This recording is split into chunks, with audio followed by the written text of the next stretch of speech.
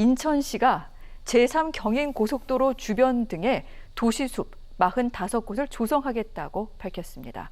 올해 131억 원을 들여서 총 45곳에 10만 5천 제곱미터의 도시숲을 조성할 계획이라고 어제 밝혔는데요. 인천시 관계자 이런 얘기를 했습니다. 도시숲을 확대해서 시민들이 더 쾌적한 환경에서 생활할 수 있는 여건을 만들겠다 이렇게 얘기를 했는데 말만 들어도 굉장히 기분이 상쾌해지는 것 같습니다. 자세히 좀 알아보도록 할게요.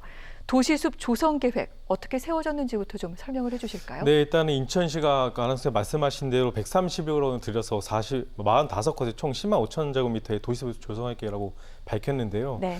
아마도 이 계속 건물이 자꾸 세워지면 바람도 통하는 것이 어렵게 되고 결국에는 온난화에서 결국엔 시민들의 불편을 겪지 않습니까? 이걸 대비해서 인천시가 계획을 내놓은 건데 일단 대상 지역은 제3인 경인고속도로 그리고 수도권 순환고속도로 주변 녹지 그리고 부계여고 그리고 용현 남초교 그리고 중부 수인선 유휴부지인데요. 그러니까 인천시는 고속도로와 철도 선로 주변에 표면이 넓은 수종을 복층으로 하는 조성하는 이 미세먼지 차단수를 가꾸고 네. 또 산업단지에는 공기정화 설비를 갖춘 실내 스마트 정원을 조성할 계획입니다. 아, 그렇군요.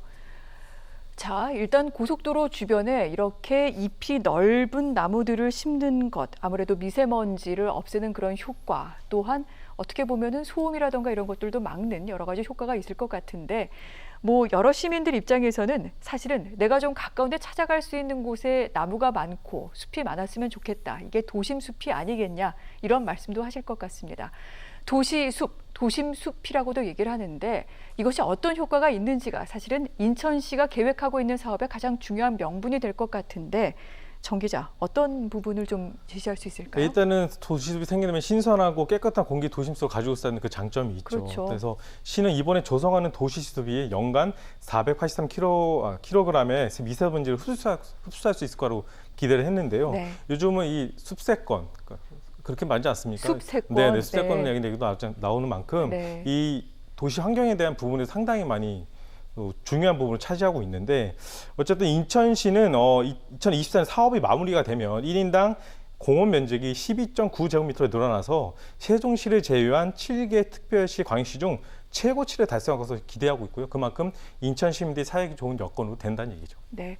사실 인천 같은 곳 하면은 예전에는 좀 구도심이 많고 또한 공업지대도 많아서 여러 가지로 환경적인 측면에서 좀 쉽지 않은 곳이다라는 말이 많았습니다만 이대로 추진이 되면은 2024년에는 7개 특별 광역시 가운데서는 세종시 다음으로 가장 그 녹지 면적이 많아진다는 거잖아요. 네, 맞습니다. 네. 어쨌든 이 부분에 대해서 시민들은 되게 환영하는 분위기이고요. 그리고 정말 이대로 실천이 돼서 인천 네. 시민들이 좋은 환경에서 그런 삶의 윤택을 느꼈으면 좋겠습니다.